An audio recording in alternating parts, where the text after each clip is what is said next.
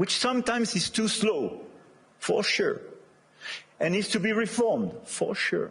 Quelle est la seule chose contre laquelle vous ne pouvez pas lutter pour pouvoir gagner vos deals? Je vais vous laisser réfléchir 3 secondes sur ce sujet pour que vous puissiez trouver quel est l'élément contre lequel vous ne pouvez absolument rien faire pour pouvoir gagner vos deals. 1, 2, le seul élément contre lequel vous ne pourrez absolument pas gagner, quels que soient les arguments que vous allez pouvoir utiliser, est tout simplement la mauvaise foi. Mais ce qui est important de comprendre dans une négociation pour pouvoir justement amener votre prospect sur le chemin que vous souhaitez qu'il puisse prendre pour pouvoir vous faire confiance, et justement de pouvoir contrôler un certain nombre d'éléments dans les 3 phases d'un cycle de vente, mais également à travers les objections que votre prospect ou votre client est en train d'avoir à votre rencontre pour savoir si vous, en tant que vendeur, vous pouvez lui faire confiance. Voilà en fait le seul moyen de pouvoir gagner vos deals. Non pas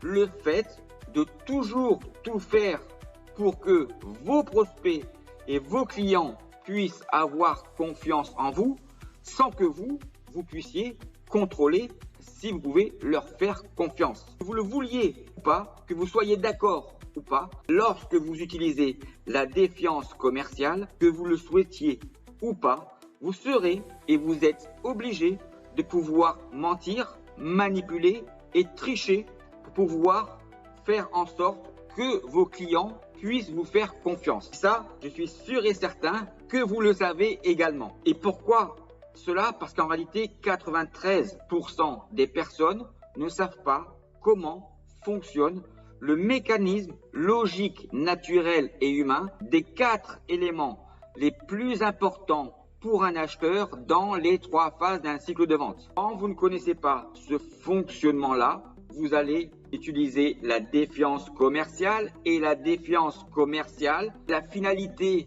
de la défiance commerciale n'est que l'utilisation de la mauvaise foi. Donc, contre la mauvaise foi, vous ne pourrez être jamais gagnant, à moins d'utiliser vous aussi la mauvaise foi pour pouvoir gagner vos deals. Là, vous pourrez être raccord avec votre acheteur. Mais le problème que vous allez avoir va être après la vente. Puisque lorsque vous faites un deal basé sur la mauvaise foi sera toujours présente. À la moindre occasion, votre client ira voir ailleurs et malheureusement, vous ne pourrez pas avoir une relation de confiance dans le long terme avec votre client. Voilà exactement ce qu'il se passe lorsque vous construisez un deal basé sur la mauvaise foi.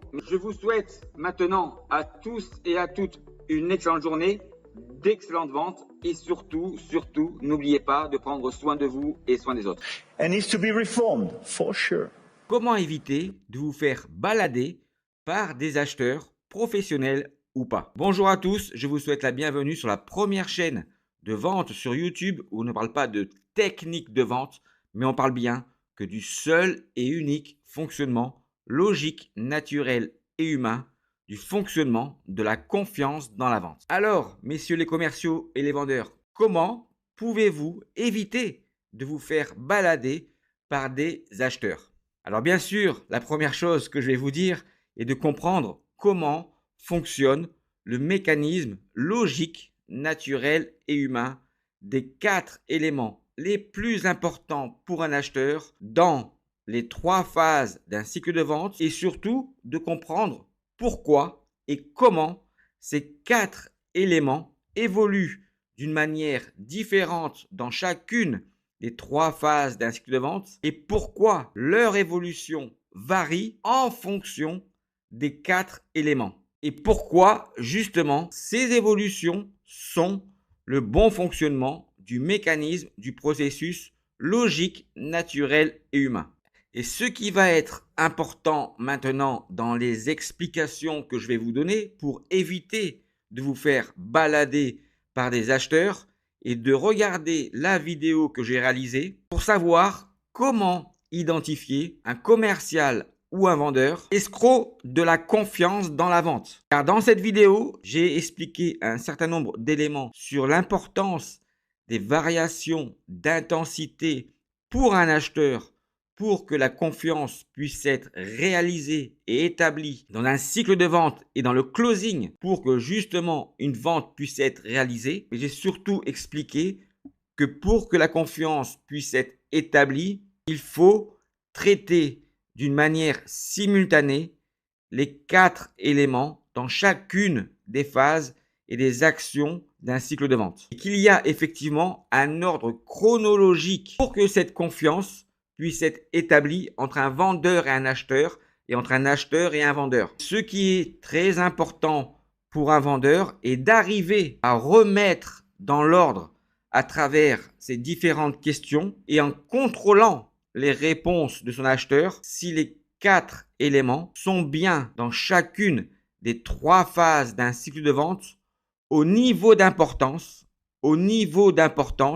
que doivent avoir ces 4 éléments pour un acheteur dans les 3 phases d'un cycle de vente. Alors oui, il y a un ordre chronologique, mais en réalité, il n'y a pas d'ordre de traitement de ces 4 éléments dans chacune des 3 phases et sur la durée totale d'un cycle de vente. Par exemple, que si un acheteur évoque d'abord les 2 éléments les moins importants du fonctionnement de la confiance et il les positionne pour lui comme étant les 2 éléments les plus importants, c'est qu'il y a un problème ou plutôt des objections qui vont être liées aux 2 autres éléments qui devraient être les plus importants pour lui. Et quand un acheteur balade un commercial ou un vendeur, cela veut dire que les 4 éléments ne sont pas dans les 3 phases d'un cycle de vente au bon endroit d'importance qu'ils devraient avoir dans le bon fonctionnement du mécanisme de la confiance. Quand je vois sur LinkedIn des commerciaux, des consultants, des conférenciers, etc. qui font des posts en se plaignant qu'ils ont tout fait pour pouvoir réussir à vendre et qu'ils ont perdu un deal en ayant fait des efforts financiers ou des remises importantes, imaginant pouvoir gagner un deal, n'est pas de la faute de l'acheteur, mais c'est bien de la faute du vendeur qui n'a pas su contrôler pendant toute la durée d'un cycle de vente le positionnement à travers les réponses de son acheteur si les éléments étaient bien positionnés par rapport aux bonnes positions que doivent avoir ces 4 éléments dans les 3 phases d'un cycle de vente. Donc, pour éviter de vous faire balader par des acheteurs, c'est au commercial de contrôler en permanence dans l'avancement de son cycle de vente si les 4 éléments sont bien pour votre acheteur au niveau d'importance qu'ils doivent représenter dans le fonctionnement du mécanisme, du processus logique, naturel et humain de la vraie confiance dans la vente. Voilà pourquoi les vendeurs pensent qu'ils se font balader par des acheteurs tout simplement parce que dans l'avancement de leur cycle de vente, ils n'ont pas réussi à contrôler le positionnement de chaque élément dans les 3 phases d'un cycle de vente par rapport au bon positionnement du fonctionnement que doivent avoir ces 4 éléments dans le fonctionnement de la vraie confiance dans la vente. Alors messieurs les commerciaux et les vendeurs, maintenant, si vous souhaitez éviter de vous faire balader par des acheteurs et perdre du temps sur de vraies fausses opportunités ou sur des opportunités que vous ne pourrez jamais gagner, je vous conseille, plutôt que d'utiliser des techniques de vente sans comprendre comment fonctionne le mécanisme de la vraie confiance, je vous conseille de comprendre maintenant comment fonctionne le seul et unique processus logique, naturel et humain, les évolutions de ces 4 éléments, chacune des étapes d'un cycle de vente et sur la durée totale d'un cycle de vente, pour comprendre pourquoi ces évolutions existent et comment elles fonctionnent. En tous les cas, que vous soyez un acheteur professionnel, un commercial ou un vendeur, je m'engage à vous rembourser l'intégralité de votre investissement financier de moins de 500 € après avoir suivi mon programme de formation Mieux vendre de 2 heures si vous arrivez à me prouver que ce fonctionnement-là n'est pas le bon. Parce que jusqu'à présent, je n'ai jamais vu un consultant, un conférencier, etc.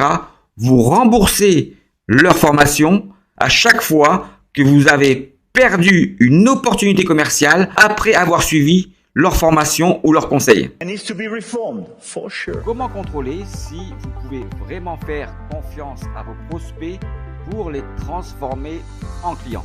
Et c'est cela qui fait augmenter le taux de transformation des opportunités gagnantes. C'est encore une fois, la méthode est super simple. Ce que je vais vous dire maintenant va pouvoir vous aider. La logique est la même de ce que j'explique dans mon livre sur le principe de l'évolution des différents modes de relation dans un cycle de vente. C'est exactement le même mécanisme relationnel. Vraiment le même principe entre le fait d'être dominant, soumis ou et cordial, hostile. Et les objections, les réponses et les questions de vos interlocuteurs doivent être traitées sur le principe est-ce que c'est vrai ou faux et est-ce que c'est juste ou pas? Est-ce que c'est vrai ou faux, juste ou pas? Pourquoi? Donc pour moi, à chaque fois que je reçois une information de la part d'un prospect, je l'associe par rapport à un des 4 éléments dans chacune des 3 phases d'un cycle de vente et je me pose la question, cette information est-elle vraie ou fausse et est-ce qu'elle est juste ou pas? Et c'est aussi un moyen pour pouvoir justement reformuler ou reposer des questions de contrôle par rapport aux 4 éléments dans chacune des 3 phases d'un cycle de vente pour pouvoir contrôler quel niveau de confiance vous pouvez accorder à vos prospects pour les transformer en clients. Vous pouvez comprendre le contexte dans lequel se trouve votre prospect et justement lui poser des questions ou contrôler que les réponses qu'il vous donne sont vraies ou fausses, justes ou pas, pour pouvoir augmenter votre taux de transformation commerciale. N'oubliez pas de prendre soin de vous et soin des autres. À bientôt. Strong ambitions. Having a place like Europe, which sometimes is too slow, for sure, and needs to be reformed, for sure, but which is predictable, loyal, and where you know that the rule of the game is just the rule of law, it's a good place.